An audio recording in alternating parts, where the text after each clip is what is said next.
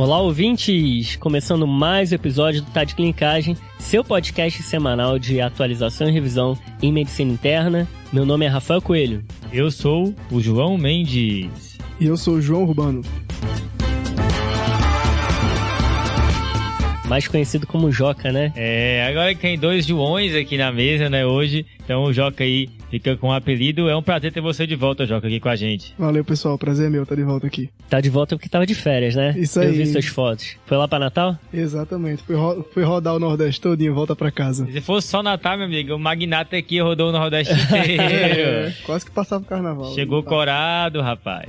E pro nosso ouvinte que não conhece o Joca, ele é mais um multitalentoso aqui. Não é só o Cauê, que é o nosso Michelangelo, Rodrigo Hilbert. O Joca é multitalentoso, curte tocar uma viola? De vez em quando é bom pra sair um pouquinho da vida de residente. Boa. Qual que é o apelido agora dele, hein, João? Tem que pensar em um. Tem que pensar, né? Multi-instrumentalista aqui no TDC. Gonzaguinha do TDC? Olha...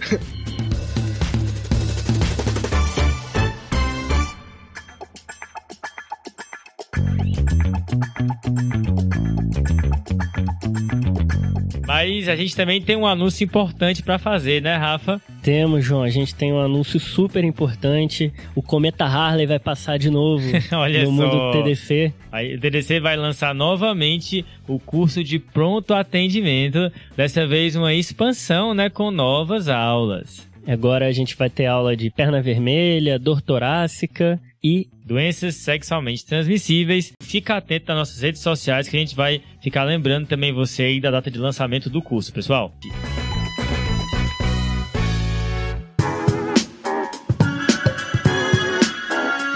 E o episódio hoje é para falar de armadilhas da vitamina B12, essa doença que é a cara da clínica médica, juntando aí hemato e neuro, né? Levou até Nobel, né, Joca, que você contou pra gente? Isso aí, foi motivo de Nobel em 1934, do Whipple e do Murphy, né? Dois aí epônimos aí na... Olha só, ó a brisada do prédio. Só gente fraca aí, né? Whipple e Murphy. Os caras sabem pouco. E esse é mais um episódio no formato de 7 armadilhas, né, pessoal? Qual é a primeira armadilha, hein, Rafa? A primeira armadilha, João? Toda anemia macrocítica é deficiência de B12? E a segunda, Joca? B12 pode causar manifestações além da anemia. A terceira armadilha é: existe um valor de corte para a vitamina B12, um valor da normalidade? E a quarta armadilha é: baixa ingesta é a única causa de deficiência de B12? A quinta armadilha é: resolvi repor B12, faço por via oral ou parenteral? E a sexta? A sexta é: resolvi repor B12, qual dose eu faço e por quanto tempo? E por último, pedi a B12 e veio alta. O que é que eu faço? Vixe, aí complica, né, Joca?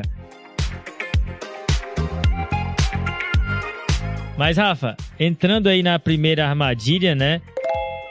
Um dos gatilhos pra gente pensar em deficiência de vitamina B12 é quando a gente vê uma anemia macrocítica, né? Cara, a gente é medular isso, né? A gente olha um VCM alto e a gente pensa em deficiência de B12. O medular não foi piada, que o João deu um sorrisinho. Eu espero que esse medular não tenha sido um trocadilho.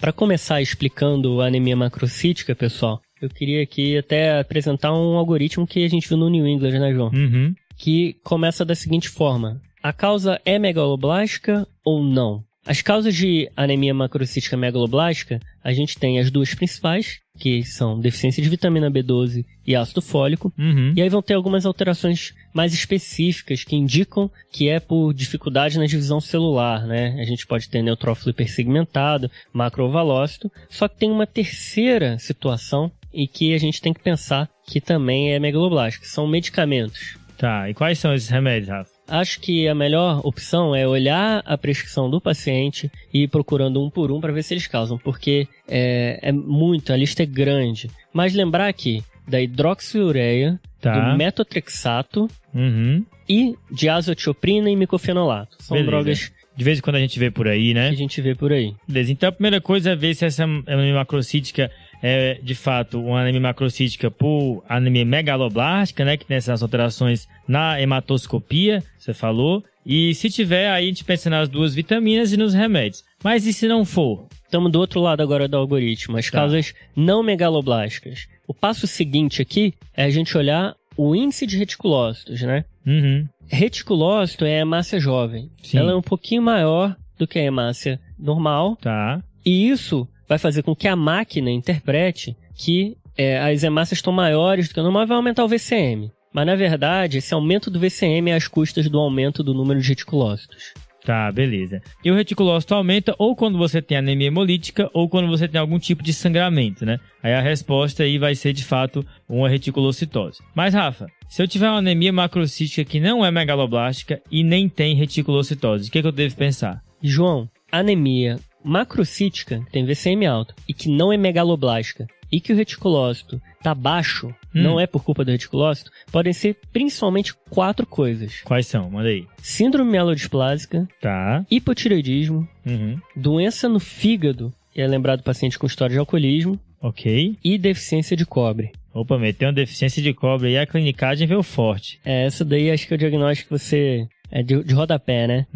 Mas lembrar também que anemia plásica, mieloma múltiplo são algumas causas e que a gente não tem explicação para algumas delas. Por exemplo, o hipotireoidismo não tem muita explicação por que acontece. No caso da doença hepática, parece que é por alteração de membrana da hemácia, mas o mecanismo aqui não importa tanto na hora do diagnóstico. Tá, importante é lembrar que tem essas outras causas aí no diagnóstico diferencial, né? Isso, cara. Eu queria dar agora 5 dicas para o diagnóstico diferencial de anemia macrocítica. Manda aí. A primeira é que macrocitose muito alta são praticamente certeza de ser megaloblástica. Muito alto é tipo... Acima de 110, 115 já aumenta muito a chance. Tá. Acima de 130, então, Aí tem estudo mostrando que mais de 90% é. Aí não é uma hemácia, é um bife, né? A segunda, se tiver outra citopenia, então tem leucopenia ou trombocitopenia, uma bicito ou uma pancito, é sugestivo de que tem problema na fábrica, na medula, que nem o Iago gosta de falar, Sim, né? Na fábrica. sim. Já excluir que é deficiência de B12 e de folato,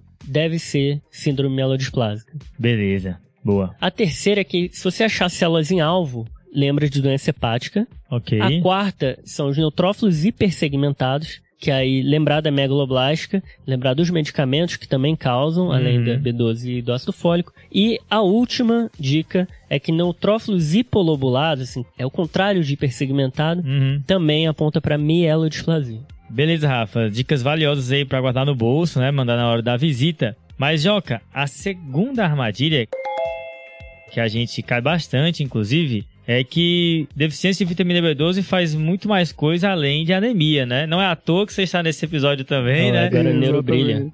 Mas e aí? O que mais que essa vitamina B12 faz quando tá faltando? Isso aí, João. A B12, além das manifestações hematológicas, ela é muito importante para o sistema nervoso. Ela é muito importante na formação e na manutenção da mielina. Que vai encapar os fios, né? Exatamente. Ou seja, a deficiência de B12 ela pode acometer tanto o sistema nervoso periférico como o central. Tá. E aí a gente vai pensar de cima para baixo. Manda bala aí. Vamos lá. No sistema nervoso central, a gente vai ter tanto acometimento cortical como acometimento de medula. E no acometimento cortical, a gente vai pensar mais em sintomas neuropsiquiátricos. Cognição, né? E sintomas de cognição, exatamente. A gente pode ter alteração de memória e até alteração comportamental. O geriatra gostou aqui. Ó, tô de olho no que ele vai falar. Ainda no sistema nervoso central, a gente pode descer para a medula, né? Que aí o principal setor acometido vai ser aquele torácico alto ali. E dentro da medula, o que é que a gente tem de acometimento? A gente tem uma síndrome que é muito clássica associada à deficiência de B12, que a gente chama de degeneração subaguda combinada. Essa é muito conhecida entre aqueles que conhecem, né? Como é que é isso aí, Joca? Isso aí. Na medula, a deficiência de B12, ela vai acometer algumas partes específicas da medula. E a gente tem que resgatar aí os conhecimentos aí da neuroanatomia pra gente lembrar o que é que isso vai transmitir em clínica pra gente. Tá. E quando a gente vai olhar o nome dessa síndrome, a gente vai pensar que ela é combinada, porque ela pega duas áreas distintas da medula, principalmente, né? O cordão posterior, a parte mais posterior da medula, Tá. e a parte lateral. Beleza. E o que tem aí? E o que é que tem em cada parte dessa? Vamos lá. Na parte posterior, no cordão posterior, é principalmente responsável pela sensibilidade profunda. A gente chama, que é principalmente sensibilidade vibratória Tá. e uma propriocepção consciente. Aí você tira o diapasão do bolso, aquele que tá enferrujado. Isso aí, tem que e ser o de brilha. 128. Como é que é? Tem que ser o de 128 pra vibrar. Isso aí eu não sei se eu tenho, não.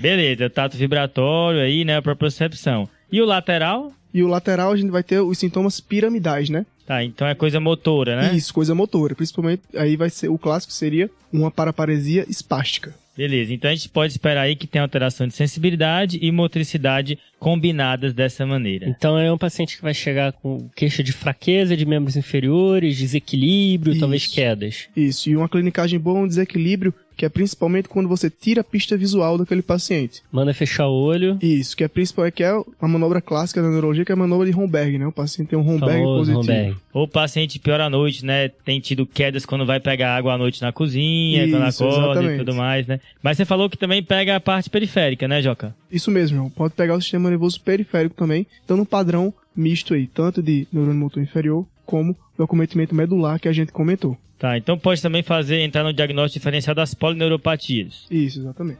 Beleza, tem que ir no seguinte, tá na seção de neurologia, dormiu, acordou, estão perguntando diagnóstico diferencial, chuta B12 que tá no diferencial de várias coisas da neuro. Qualquer coisa praticamente, né? O lúpus está para a clínica, assim como o B12 está para a neuro. Boa, João, isso aí. Isso aí que você falou dessas alterações medulares, é bem o que talvez na clínica dê para diferenciar a deficiência de B12 de ácido fólico, né? Porque as outras coisas, vai ter anemia macrocítica, vai ter outras alterações, né? Bem semelhantes. E tem duas coisas que o B12 faz também, que é importante marcar, só fechando aqui, que é a glossite, né? E tem uma clinicagem que é a hiperpigmentação, tá? Hiperpigmentação de extremidades é descrita e que melhora com a reposição, então fica ligado que às vezes as mãos escuras podem esclarecer um diagnóstico antes obscuro.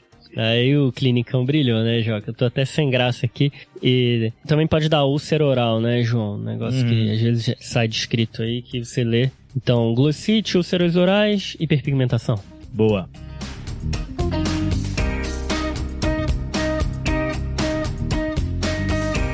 E a terceira armadilha é o valor de corte dos níveis de vitamina B12, né, não, João? Né? O valor de corte, Joca, é que não tem valor de corte, tá? Pegou uma armadilha fácil, João. É que assim, existe uma grande variabilidade nos níveis de vitamina B12. Então, isso torna muito difícil você dizer exatamente qual é o valor. É 200, é 300, é 250, né? Então, o ponto é, valores muito extremos não precisam de informações adicionais, certo? Então tá muito alto, você não precisa ficar nervoso, que não deve ser deficiência de vitamina B12 mesmo. E se estiver muito baixo, aqui provavelmente deve ser deficiência. O problema é quando o valor está na vizinhança ali do que a gente acha que é normal, que a gente pode colocar uma janela entre, 200 a 400, 200 a 300, varia conforme a referência. Só para a gente ter noção de como isso varia, pessoal, tem uma revisão retrospectiva aí com 456 pacientes que os níveis de B12 variaram 23% em um período de semanas, tá? Em 1/5 das pessoas variou mais do que 100, certo? Entre uma dosagem e outra sem você fazer nada. Então, de repente, tem aí uma zona cinzenta de transição bem grande aí, né? Exato. Abaixo de 200, vou pensar em deficiente. A partir de 200, começa a ficar na dúvida. Acima de 300, 400, aí vou começar a pensar que já não está deficiente, né? Principalmente acima de 400. Exato, Rafa. Então, primeiro ponto é entender que varia bastante e que valores assim são duvidosos. Outra coisa é sempre interpretar à luz do quadro clínico, né? Aquela questão da probabilidade pré-teste que a gente já falou algumas vezes aqui no programa. Então, se o quadro clínico é muito convincente, tem sintoma neurológico, tem macrocitose... Esse paciente aí do Joca, né? Que ele falou agora há pouco. Exato. Então, você vai considerar, mesmo com valores ali próximos do que desses 200 a 300. Agora, se o quadro clínico é muito frustro, né? Ou se não tem quadro clínico, foi dosado, sei lá, por qual motivo, aí você realmente precisa duvidar e talvez recorrer a informações adicionais para esclarecer. Quais são essas informações, João? Aí aqui tem basicamente 3 coisas que você pode fazer. 1. Você pode dosar ácido metilmalônico e homocisteína. 2. Você pode dosar o antifator intrínseco. Ou 3. Você pode tratar empiricamente, tá? Essa lombra aí do ácido metilmalônico, como é que é? Rapaz, essa lombra aqui, ela é forte, tá? Sente a brisa aí. A B12, ela participa em algumas reações, acelera as reações. Então, se eu tenho pouca B12, vai sobrar muito combustível, vai sobrar muito substrato que deveria ser metabolizado nessa reação. Que, no caso, são o ácido metilmalônico e a homocisteína. Tá. Se falta B12, eles vão estar aumentados, ok? Lembrando também que o ácido fólico participa em uma dessas reações, que é da homocisteína. Então, se tiver deficiência de ácido fólico, você vai ter homocisteína aumentada mas o ácido metilmalônico não aumenta. Então o ácido metilmalônico é mais específico para B12, assim. Exatamente. Como é que fica fácil de lembrar? B12 termina em 2, então aumenta os 2. Boa. E o ácido fólico aumenta só 1, que é a homocisteína. Beleza? E aí só um cuidado é que a insuficiência renal aumenta esses 2 exames, tá? Então é um confundidor aí pra gente ficar de olho. A insuficiência renal atrapalha um monte de dosagens, né? Troponina que o diga, né? Chama o nefro. Aí a outra coisa que você pode fazer também é dosar o antifator intrínseco, né? Pensando aí na principal etiologia de deficiência de vitamina B12, que é a anemia perniciosa. Então, se você tem um nível de vitamina B12 duvidoso, mas tem um antifator intrínseco positivo, é um exame que não é lá tão sensível, a sensibilidade de 70%, mas é bastante específico, isso vai te ajudar no diagnóstico também. Provavelmente, se você não fizer nada, esse paciente vai piorar a deficiência nos próximos meses. Exatamente. Lembrando aí que o anticélula parietal não é tão bom aqui para o diagnóstico. Beleza. E a última opção é tratar empiricamente e ver se o paciente vai melhorar, né? Tratamento empírico é sempre uma coisa problemática, porque, assim, existe uma tendência de fazer um fechamento prematuro, né? Que é um viés cognitivo que a gente já mencionou, eu acho que no TAD Clinicais, depois de 100 episódios, eu já não lembro mais o que a gente falou ou não. Mas se algum ouvinte lembrar, fala pra gente. Mas basicamente você fechar a sua cabeça para novas possibilidades e se contentar, sei lá, com a explicação mais confortável. Então, o tratamento empírico pode te levar a isso, então você tem que reavaliar esse paciente logo e interpretar isso como uma estratégia diagnóstica. Tipo assim, se o paciente tem uma desatenção, alguma clínica que não seja tão específica, aí você repõe, ele melhorou por outro motivo, isso. Talvez ele possa continuar a vida inteira usando o B12 achando que foi a deficiência, né? Exatamente, ou um outro diagnóstico que tá rolando ali que você não sabe, né? Tá. Só tem uma questão, tá? Você pode repor vitamina B12 empírico, isso é tranquilo, é bem seguro essa possibilidade. Agora, o problema acontece quando você repõe ácido fólico empiricamente, certo? Porque ele também pode fazer aí uma anemia megaloblástica com uma vitamina B12, mas se o paciente tiver deficiência de vitamina B12 e você estiver repondo ácido fólico, você pode falsamente corrigir essa anemia de maneira transitória. Inclusive, o próprio nível de vitamina B12 pode subir, tem estudo com isso, mas os déficits neurológicos podem, inclusive, piorar nesse cenário. Então, muito cuidado com reposição aí empírica de ácido fólico quando você não tem certeza que os estoques de vitamina B12 estão normais, certo? Porque isso pode levar a uma piora do quadro. Show!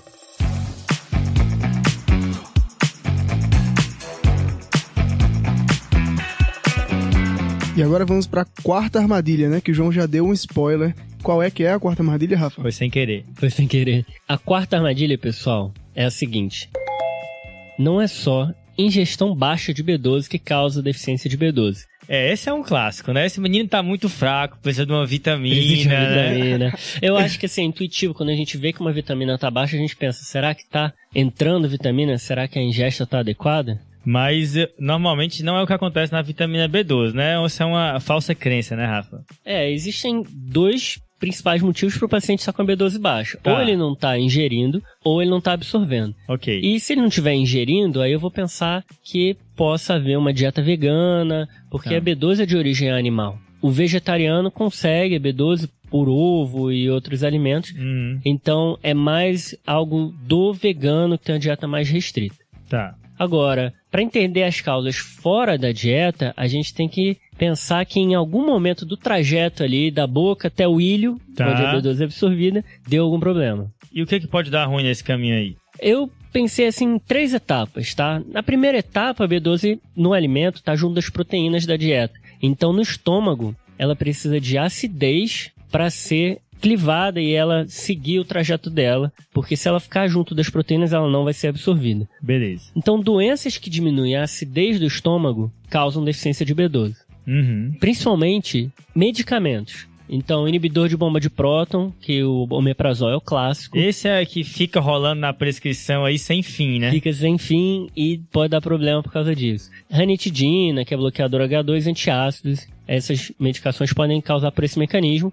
E além dos medicamentos, nessa história aí de perder a acidez do estômago, tem a história do H. pylori. Tá. Que é uma polêmica. Existem estudos que mostram que tratar H. pylori leva a melhora de VCM, HB. Tem dúvida se o antibiótico, por outros motivos, né, ajudou ali na absorção da B12, matando outras bactérias no intestino. Então existe uma polêmica, mas a princípio a gastrite atrófica por H. pylori está associada à deficiência de B12. Beleza. Não existe indicação assim de você tratar empiricamente H. pylori no paciente com deficiência de B12 e você só vai pesquisar o H. pylori se você olhou tudo e não encontrou motivo. Só tem tu, vai tu mesmo, né? É, isso aí. E o que mais pode dar errado? A segunda etapa é, depois de passar para o estômago, a B12 se liga a um fator que chama R, que é produzido na saliva, e ele tem que ser clivado novamente. Então a B12 vai com todo mundo ali no trajeto, né? Tem que ser clivado por enzimas pancreáticas. Se o paciente tiver insuficiência pancreática, uma pancreatite crônica,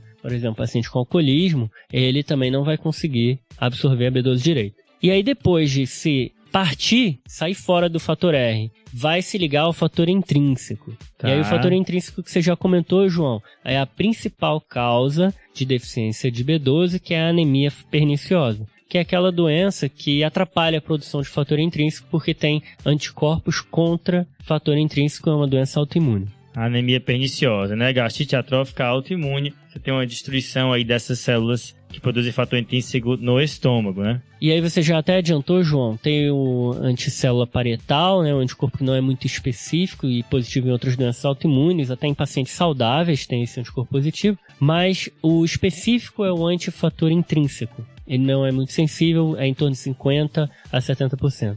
Então, Rafa, basicamente qualquer coisa que atrapalhe aí todo esse processo no trato gastrointestinal do caminho da B12, né? Isso aí, Joca. E aí a gente vai para o terceiro passo, passamos ali do estômago, agora é intestino. Qualquer doença cronicamente que afete o intestino delgado pode causar deficiência de B12. Então essa má absorção pode ser tanto por doença clínica quanto cirúrgica. As doenças clínicas, lembrar de doença celíaca e doença inflamatória intestinal. E as cirurgias, qualquer uma que resseque uma parte do intestino que esteja ligada ali, destacar o ilho, que é onde a B12 é absorvida, e lembrar também do estômago, que pode atrapalhar todo esse processo aí que eu já expliquei, e o paciente acabar não absorvendo a B12.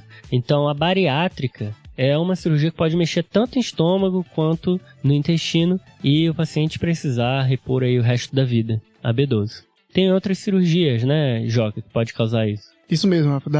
Tem um estudo legal de 2013 dizendo que os pacientes, mesmo fora da bariátrica, né, qualquer gastrocirurgia, os pacientes que fizeram gastrectomia total, todos eles desenvolveram deficiência de B12 em algum momento da vida. Olha só aí. Enquanto os que fizeram gastrectomia subtotal, apenas uma parte deles desenvolveram deficiência de B12 em algum momento depois da cirurgia.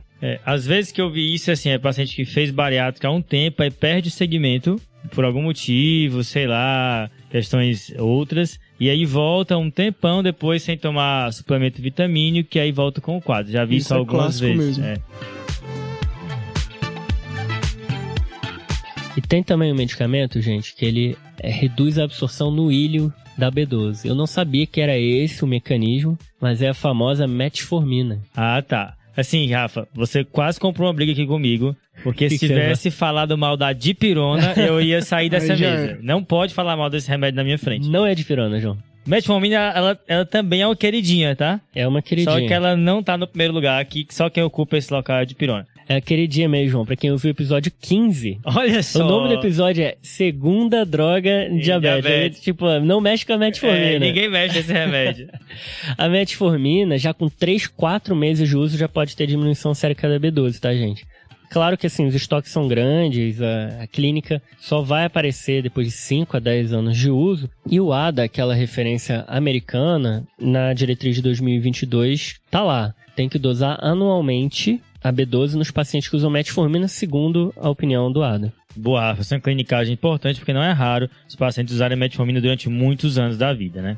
Por último, gente, só queria lembrar do alcoolismo, que tem relação com desnutrição, má absorção, então tem alguns mecanismos aí também para causar. Beleza, fechou. Então, Rafa, pra gente pensar nas causas aí de deficiência de B12, a gente vai primeiro perguntar pro paciente que tipo de dieta ele faz, né? Quais são os hábitos dele. Boa. O passado médico dele, se ele fez alguma cirurgia, se passou por algum procedimento, né? Isso. Investigar algumas coisas para má absorção Tem diarreia, dor abdominal. Isso, aí vai depender da clínica do paciente. Ingestão de álcool é importante. E os medicamentos de uso contínuo, que aí você vai ver na prescrição dele, né? Isso, Joca, lembrar da metformina e do omeprazol. Tem um detalhezinho aí, que são pílulas contraceptivas com estrogênio, que tem essa história aí também de reduzir B12, que são remédios que são usados por muito tempo também, né? Boa. E se você não achar uma causa óbvia, testa para anemia perniciosa com antifator intrínseco. Uma coisa que eu queria marcar também, a gente já falou em algum episódio que eu também não lembro, é que deficiências vitamínicas são mais um grupo de doenças que vem associado. Então, às vezes você tem uma clínica de B12, junto com a clínica de pellagra, junto com deficiência de outra vitamina. Então, às vezes faz um quadro clínico florido, porque você tem várias deficiências associadas, né? A mesma coisa acontece com doenças sexualmente transmissíveis, que gostam de vir em conjunto, também com doenças autoimunes, então pode gerar um pouco de confusão aí. É legal que você falou isso das doenças autoimunes também, que é muito de prova isso, né? Vitiligo, tireoidite, autoimune, o paciente tem isso e começa a ter uma deficiência de B12. Aí, lembrar da anemia perniciosa que tem essa... caminha junto. Show!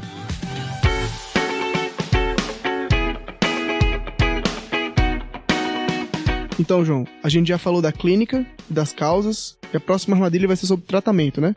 Joca, a quinta armadilha é essa, né? Decidi repor, vou repor por que via? Via oral, parenteral ou por via das dúvidas, né? Que também tem essa. Mas assim, fazendo um link com o que o Rafa falou, que a principal causa de deficiência de vitamina B12 são as doenças desabsortivas, né? Isso leva a gente a pensar que eu vou ter que repor por via parenteral, já que a via oral não está funcionando. Mas não é bem assim. Se você fizer uma dose bem alta de vitamina B12 por via oral, tem estudos comparando já e mostrando que essa reposição ela é sim efetiva quando a gente compara com a via parenteral. Mas, quando o quadro clínico é muito exuberante, ou seja, uma anemia muito grave, quando tem sintomas neuropsiquiátricos associados, ou quando você está preocupado quanto à aderência, a recomendação é repor por via parenteral, ok? Até para garantir que está sendo feito e isso ocorrer de maneira mais, né, garantida. E dói, viu? E dói. Pois é, tem esse probleminha também, porque é via intramuscular. Assim, se de fato tiver uma doença desabsortiva, você, no começo, tem algumas referências que orientam que você comece por via parenteral para garantia e os estoques, e depois decide caso a caso se transiciona para via oral ou não. Mas, via de regra, as indicações de fazer por via parenteral são anemia importante, um HB menor que 8, doença neuropsiquiátrica, né, manifestação neuropsiquiátrica da deficiência de vitamina B12 ou preocupação quanto à aderência, beleza? E a questão da via oral, João, é recomendada também principalmente quando a gente tem uma causa específica relacionada à cloridria, né, que Rafa falou, porque a vitamina B12 dos suplementos não é ligada na proteína, que seria o principal impeditivo aí dessas etiologias, né? Exato. Se o quadro clínico for brando, tem alguns locais que falam, olha, se for muito leve, tudo, tenta repor por via oral e reavalia. Se não tiver subindo, aí você passa para parenteral, é uma opção também, beleza? Joca trouxe pra gente uma clinicagem hoje, né, João? Porque o vegano vai ter que repor a vitamina. Sim. Mas e aí, como é que faz? De onde que vem? De maneira profilática, né? E só que, como o paciente é vegano, o ideal é que essa vitamina B12 não seja de origem animal, né, Joca? Isso. E essa é uma população que realmente se preocupa com a origem de tudo que participa da vida dele, né? Então é um problema com as vitaminas, né? Que algumas vitaminas ele tem que repor, e a B12 é a principal delas, porque realmente é muito escasso, não tem em produtos de origem vegetal. E a maioria dos suplementos de vitamina B12 hoje são de origem vegana, né? São produzidos por bactérias, por meio de biotecnologia. E isso é uma questão importante, porque outras vitaminas, por exemplo, podem ter origem animal e a gente nem sabe. Como, por exemplo, alguns suplementos de vitamina D têm origem em lã de ovelha. Olha só, rapaz. A ovelha tomou sol ali na lã. Os suplementos de colecalciferol têm origem na lanolina, né? Que é da lã da ovelha. E o ergocalciferol... Não acredito, né? Ele mandou a lanolina. E o ergocalciferol... E os suplementos de ergocalciferol aí podem ter origem animal e os veganos podem utilizar. Tá brilhando demais. Um abraço aí pras ovelhas. Um abraço pros veganos. Um abraço pras ovelhas. Não, pô, é que a ovelha é um animal tão fofinho. Eu vou morrer, peraí. Gente, depois dessa brisada aí, um abraço pro Frederico Amorim, que tá ouvindo a gente, Fredão, que gosta. Joca tá muito bem representando ele aqui. E agora a gente vai pra sexta armadilha, né, Joãozinho? Exato, Rafa. Emendando aí com a quinta, né? Que é a velocidade com que a gente vai repor, é a dose, né? qual seria a melhor escolha. Bem, eu vim pra esse episódio pra isso, João. Pra ouvir você falar essa parte. Porque... Sem pressão, hein? Tá, então a resposta é ninguém sabe, tá? Não existe ensaio clínico randomizado, assim, comparando métodos. Várias são estratégias eficazes para repor vitamina B12. Que bom, pelo menos tem muito jeito, mas muito jeito que funciona, Exato. Né? E é meio que consensual que em quadros mais graves a gente faz uma dose mais alta. A gente não sabe se essa dose mais alta, de fato, ela confere uma melhora mais acelerada ou não, mas é consensual fazer. Tá. Então, retomando até o que a gente falou na última armadilha, se tiver sintomas neurológicos ou uma anemia muito grave, eu vou fazer uma dose mais alta, idealmente aí 1000 microgramas por via parenteral, como a gente viu, 3 vezes nessa primeira semana, certo? Então, vou fazer, sei lá, em dias alternados. Tem um local que fala até todo dia, tá? Mas o conceito é, eu vou fazer várias doses nessa primeira semana. Chegou na segunda semana, aí eu vou fazer uma vez por semana essa dose por mais 4 semanas. Um mesinho, exato, uma vez por semana. Isso, Rafa. Um mesinho, tem gente que fala que você pode até estender essa fase, que é uma vez por semana, para até 3 meses, se a resposta for lenta, certo? E depois vai ficar uma vez por mês. Tá. Beleza? Aí via parenteral, a depender de que você combinar com o paciente, quão grave foi o quadro. O quanto você vai vigiar esse paciente depende também da intensidade, se ele está internado ou não, né? Mas alguns locais falam para repetir o hemograma e os reticulócitos em 2 a 3 semanas para ver se o paciente está aí melhorando. Se o paciente não entra nesses critérios acima, aí você pode fazer 1000 microgramas via parenteral uma vez por semana, por 4 semanas, ou fazer até via oral. Aí via oral a dose é de 1000 a 2000 microgramas, tá? Só que aqui é todo dia, beleza? Se o paciente não ficou bem, você pode intensificar a dose, aumentar a frequência, beleza? Se ele ficou bem, aí você monitoriza ele semestralmente durante o primeiro ano e depois anualmente, beleza? Então, João, dá para tentar via oral, por mais que seja desabsorção, vou fazer uma dose mais alta do que seria necessário na manutenção diária. Exato, vai fazer aí 1000 a 2000 microgramas todo dia, diferente da parenteral que você faz aí por mês, né? Ou semanal, dependendo de quando você estiver no esquema. Aí tem comprimido de 500, tem de 1000, tem de 5000. Exatamente. Aí você vai fazendo aí, titulando conforme for a resposta do paciente também. Se o ouvinte quiser revisar esses tratamentos aí que a gente falou, dá pra ir no show notes e... Isso, lembra do nosso show notes, tá, pessoal? Tá muito caprichado. Você for lá no nosso site, clicar no episódio, tem lá show notes com um resumo visual super compacto aí do nosso episódio.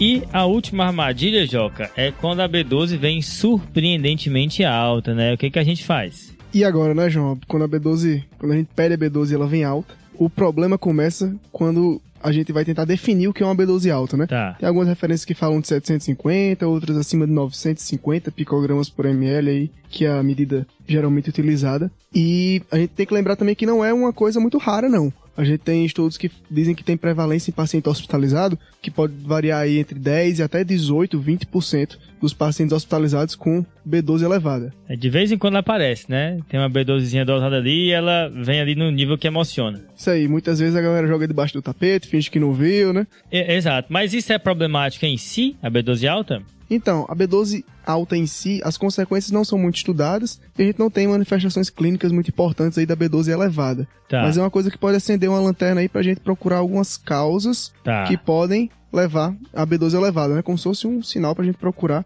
outras doenças. Então funciona muito mais como uma pista diagnóstica do que como um problema em si. Isso, exatamente. Quando a gente vê uma B12 alta, a gente vai pensar principalmente em 3 mecanismos. A gente tem o excesso de ingesta ou suplementação. Tá. Aí a gente tem que perguntar na anamnese se o paciente tá tomando algum medicamento, mesmo aqueles que ele não acha que são medicamentos, né? Como aqueles multivitamínicos ali de balcão de farmácia. Às vezes tá camuflado ali, né? Isso, exato. Às vezes tá aí no meio dos outros ingredientes e às vezes tem doses até bastante elevadas de B12 e a gente não sabe.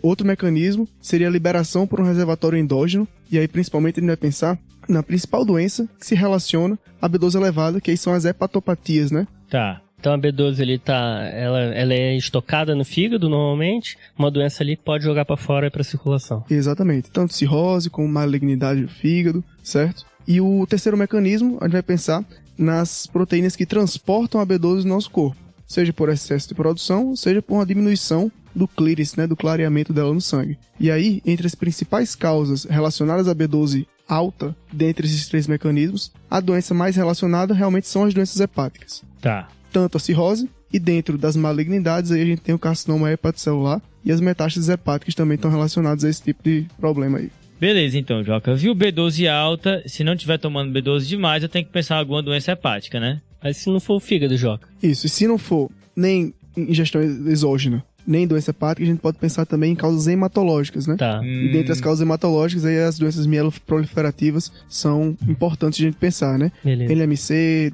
síndrome mielodisplásica, até polissemia vera também estão relacionadas a B12 alta. Tá, beleza. Então, outra pista importante aí, né? Acho que vale destacar, gente, assim, quem tá ouvindo deve estar preocupado, né, já querendo dosar a B12. Não existe indicação de você dosar a B12 isoladamente pra se aparecer como um rastreio de uma doença grave. Não existe, tá? E pode vir alta e não ser nada, né? Existe essa relação que a gente não tem certeza se é causal, né, entre algumas neoplasias e B12, mas existe essa associação de B12 alta e essas doenças que o Joca comentou, mas não é algo para ficar muito preocupado. Eu lembro que tem um post nosso no Instagram e teve gente comentando preocupada. Minha B12 veio alta, será que eu tenho essas doenças, né? Causou um fuzuê, mas fiquem tranquilos que não é algo que faça a gente mudar a nossa conduta. Beleza, e só lembrar que se tiver essas outras pistas para essas doenças, tem que lembrar disso, né? Procura os sinais e sintomas de outras doenças, se não tiver nada, fica tranquilo, né? Fechou.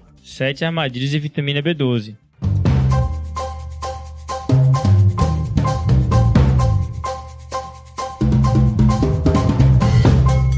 E agora a gente vai para a resposta do desafio da semana passada, que foi feito pelo Amir. Grande Amir, manda bala aí. E aí, pessoal, aqui é o Pedro Magno falando, e o desafio da semana passada foi feito pelo Amir, por uma paciente que estava tentando engravidar e se apresentou com derrame pleural. Aqui a situação que ela está passando é uma síndrome de hiperestimulação ovariana, que pode acontecer quando o paciente faz uma terapia de reprodução assistida, aonde tem ascite, derrame pleural, podendo evoluir para disfunção orgânica, trombose, é um quadro que pode ser leve até muito grave, tá? E as pessoas que acertaram o desafio da semana, o primeiro foi o Thiago Silva Teixeira. Ele é lá da Santa Casa de Fortaleza, falou que ele é R2 de clínica da Santinha, mandou um salve para todo mundo que faz clínica médica lá. E também o Fernando Focaccia Póvoa. Ele é professor do curso de emergência da Medicina de Santos, também acertou. E aqui vale um salve especial ao Fernando, que mandou o comentário dele lá no nosso site, hein? Valeu, Fernando. Abraço, pessoal. Maravilha. Boa, mandou bem, Amir. Amir aí é um grande clinicão da massa. E, Joca, o desafio dessa semana é qual, hein? Manda aí pra gente. Vamos lá, João. O desafio dessa semana vai ser uma paciente jovem, de 21 anos, que chega para investigar uma deficiência de B12, só que tem outros comemorativos. Tá. Quando você vai no exame físico, ela tem uma candidíase oral, e você também acha uma hipotensão postural. Ixi. E uma fadiga já há algumas semanas. Qual é o diagnóstico? Olha o cara, hein? Misturou candidíase, hipotensão postural, fadiga e deficiência de vitamina B12. A fadiga eu vou botar na conta da B12, tá? Pode ser. Beleza. Beleza. E outro desafio é dizer qual episódio que deficiência de vitamina B12 foi o diagnóstico. Que já teve esse episódio, viu? Quem é ouvinte sabe. João, e teve uma resposta de um desafio recentemente que também foi B12, né? B12 figurando aí na clínica médica, né?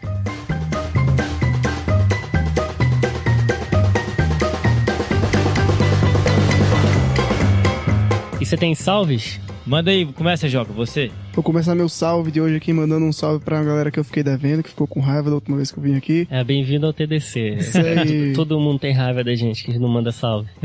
Que são os meus grandes amigos aí da UFRN que me acompanharam aí na faculdade, mas como eu não vou citar todo mundo, que é muita gente, vou escolher pelo menos os que fizeram clínica médica. Beleza. Pra mandar um grande abraço aí pra duas amigas minhas, Rani, que tá fazendo clínica médica lá na Unicamp. Legal. E Carol Duarte, que tá fazendo clínica médica lá na Unifesp, na escola. Boa! A FRN conhecida por formar gente muito boa, né? Valeu demais pela audiência. Valeu, Rani e Carol. Boa!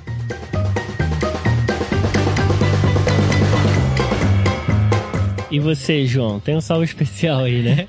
Então, rapaz, o meu salve vai pra Fernanda Fantini. A gente recebeu uma imagem da Fernanda Fantini. Exato. A Fernanda tava passeando de carro, rapaz.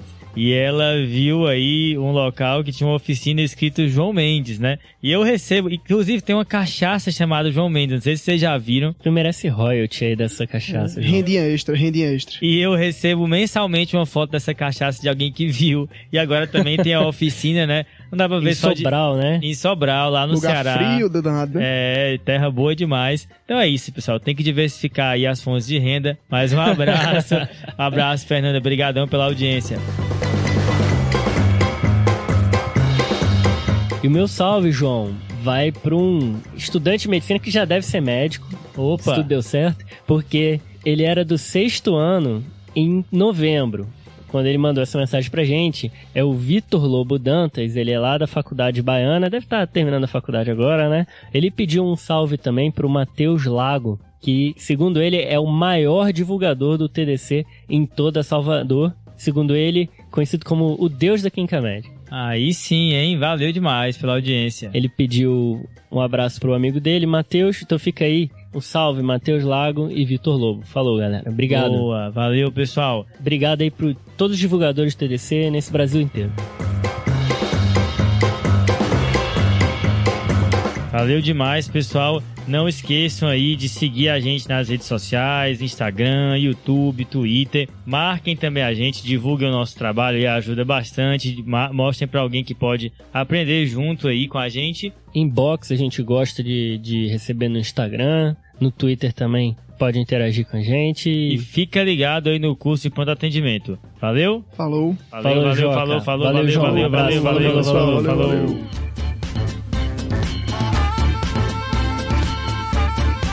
Esse podcast tem como objetivo educação médica. Não utilize como recomendação. Para isso, procure o seu médico.